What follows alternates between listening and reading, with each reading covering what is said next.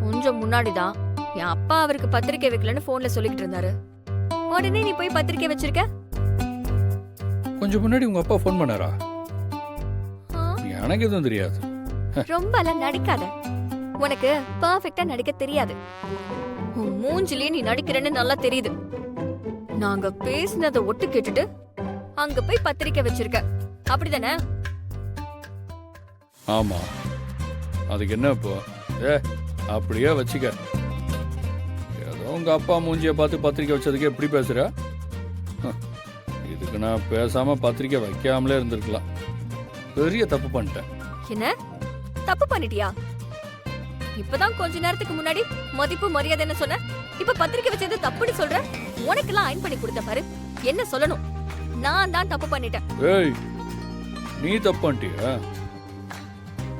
அவ்வளோ சலிச்சுக்கிட்டலாம் நீ எதுவும் பண்ண வேண்டாம். என்ன நீ அயன் பண்ணலாம், திருப்பி கசைக்கு போட்டுரு. வா, கசைக்கு போட்டுடலாம் வா.